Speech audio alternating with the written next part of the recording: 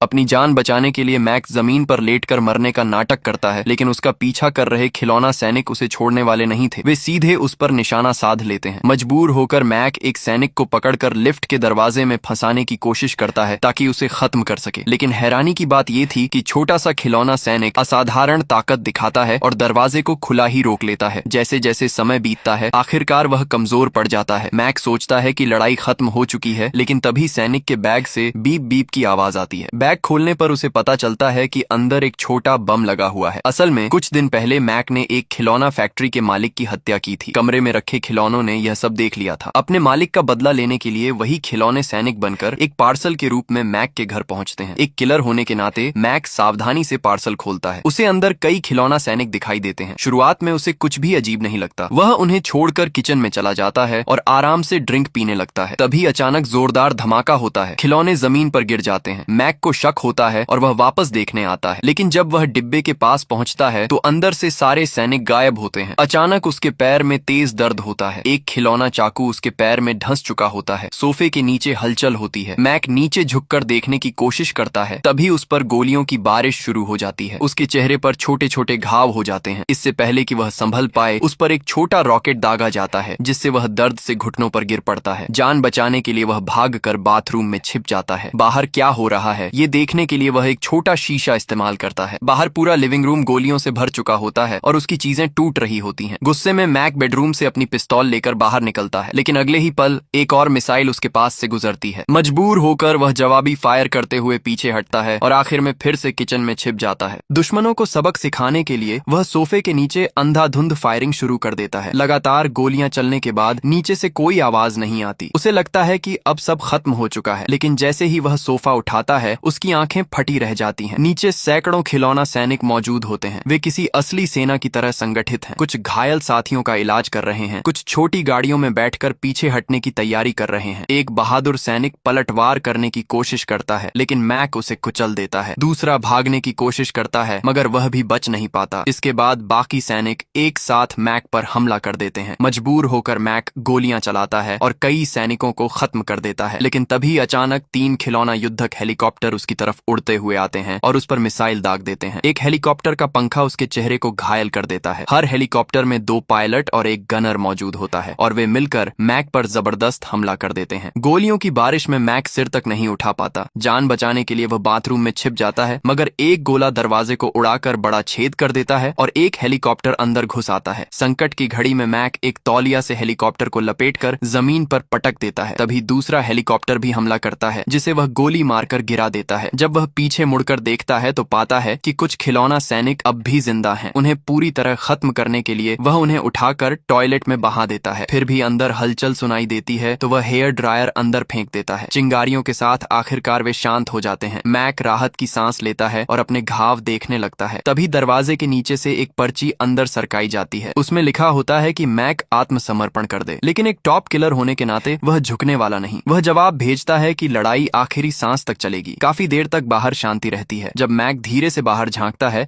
तो देखता है कि खिलौना सैनिकों ने एक बड़ी तोप तैनात कर दी है। अगर वह वहीं रहता तो सीधा निशाना बन जाता। मजबूर होकर मैक खिड़की से बाहर निकलता है और 100 मीटर ऊंची इमारत की बाहरी दीवार पर लटककर आगे बढ़ने लगता है। नीचे गहरी खाई है, एक गलती और सीधी मौत। उसे पता नहीं होता कि इसी बीच एक खिलौना हेलीकॉप्टर चुपचाप ऊपर से उसकी ओर बढ़ रहा है। मैक बिल्डिंग की बाहरी दीवार पर लटका हुआ आगे बढ़ ही रहा होता है कि तभी एक खिलौना हेलीकॉप्टर उस पर गोली चला देता है। मशीन गनर लगातार उस पर फायरिंग करता है। मजबूरी में मैक जवाबी गोली चलाता है और एक हेलीकॉप्टर को गिरा देता है, लेकिन उसे समझ आ जाता है कि यहाँ रुकना मौत को बुलाने जैसा है। वह तेजी से पास की खिड़की की ओर बढ़ता है और किसी तरह बालकनी तक पहुंच जाता है। बालकनी से अंदर झांकने पर वह देखता है कि कुछ खिलौना सैनिक अब भी बाथरूम के पास खड़े हैं और नई रणनीति बना रहे हैं। साफ है कि उनका इरादा मैक को खत्म करना ही है। तभी मैक की नजर एक अग्निशामक यंत्र पर पड़ती है। उसके दिमाग में तुरंत एक योजना बनती है। वह एक छोटा खिलौना बाहर फेंककर सैनिकों का ध्यान भटकाता है और चुपके से पीछे जाकर अग्निशामक यंत्र से उन पर तेज फुहार छोड़ देता है। सैनिक घबराकर इधर उधर भागने लगते हैं। इसी बीच 2 सैनिक एक छोटे बख्तरबंद वाहन में बैठकर उस पर हमला कर देते हैं और उसके पैरों की ओर गोलियां चलाने लगते हैं। हालात बिगड़ते देख मैक गैस सिलेंडर जलाकर उस वाहन की ओर छोड़ देता है, जिससे वह वाहन नष्ट हो जाता है। लेकिन तुरंत और सैनिक वहां पहुंच जाते हैं। अब मैक पूरी ताकत से पलटवार करता है। वह आग का इस्तेमाल इस्तेमाल कर कई सैनिकों को रोकता है, फिर रसोई से बेलन उठाकर उन्हें तोड़ देता है। बाकी सैनिक आवाज सुनकर चारों तरफ देखने लगते हैं, लेकिन उन्हें पता ही नहीं चलता कि मैक उनके पीछे पहुंच चुका है। एक एक कर वह सबको खत्म कर देता है। यह सुनिश्चित करने के लिए कि वे दोबारा सक्रिय न हो, मैक उनके हिस्सों को अलग कर देता है और उन्हें ओवन में डाल देता है। उसे लगता है कि अब खतरा टल गया है। वह राहत के लिए गर्म पानी में बैठने की सोचता है, लेकिन अचानक उसकी कलाई पर तेज चोट लगती है। उसे समझ आता है कि कुछ सैनिक अब भी बचे हुए हैं। वह जल्दी से पट्टी बांधता है और घर छोड़ने का फैसला करता है, लेकिन अब निकलना इतना आसान नहीं है। एक खिलौना स्पेशल फोर्स सैनिक पहले ही लिफ्ट में घुस चुका होता है। जैसे ही मैक लिफ्ट में कदम रखता है, कंट्रोल पैनल से चिंगारियां निकलती हैं और लिफ्ट अंधेरे में डूब जाती है। अगले ही पल अंधेरे में से एक खिलौना सैनिक कूदकर उसके पैरों पर वार कर देता है। लिफ्ट के अंदर हल्की रोशनी में मैक देखता है कि कंट्रोल पैनल के भीतर एक खिलौना स्पेशल फोर्स सैनिक उसे घूर रहा है। ये सैनिक बाकी सबसे ज्यादा ताकतवर और चालाक दिखाई देता है। मैक कुछ समझ पाता उससे पहले ही वह सैनिक वेंटिलेशन के रास्ते ऊपर चढ़ जाता है। मैक समझ जाता है कि लिफ्ट में रुकना मौत को बुलाना है। वह भी वेंटिलेशन शाफ्ट में चढ़ जाता है, लेकिन जैसे ही वह थोड़ा आगे बढ़ता है, वही स्पेशल सैनिक उसके सिर के ऊपर दिखाई देता है, हाथ में चाकू लिए घात लगाए बैठा हुआ। तभी बगल से दूसरी लिफ्ट तेजी से ऊपर आती है। सही समय देखकर मैक छलांग लगाता है और दूसरी लिफ्ट की छत पर गिरता है, फिर अंदर कूद जाता है। वह तुरंत बटन दबाकर नीचे भागना चाहता है, लेकिन तभी वह स्पेशल सैनिक भी अंदर आ जाता है और सीधे मैक के सीने पर चढ़कर हमला करने लगता है। दोनों के बीच जबरदस्त संघर्ष होता है। आखिरकार मैक उसे झटक कर दूर फेंक देता है। जैसे ही लिफ्ट का दरवाजा बंद होने लगता है, मैक फिर से मरने का नाटक करता है। सैनिक पास आता है तो वह अचानक उसे पकड़कर पूरी ताकत से दरवाजे की ओर धकेल देता है। सैनिक दरवाजे को रोकने की कोशिश करता है, लेकिन उसकी ताकत कुछ ही सेकंड तक साथ देती है। आखिरकार दरवाजा बंद हो जाता है और वह सैनिक कुचल दिया जाता है। मैक को लगता है कि अब सब खत्म हो चुका है, लेकिन तभी कुचले हुए सैनिक के बैग से बीप बीप की आवाज आती है। मैक हैरानी से बैग खोलता है और देखता है कि उसमें एक माइक्रो बम लगा हुआ है। अगले ही पल जोरदार धमाका होता है। इस बार मैक बच नहीं पाता। इसी के साथ ये जबरदस्त और अनोखी लड़ाई यहीं खत्म हो जाती है, जहां बदले की आग में जलते खिलौनों ने आखिरकार अपने मालिक का बदला पूरा कर लिया।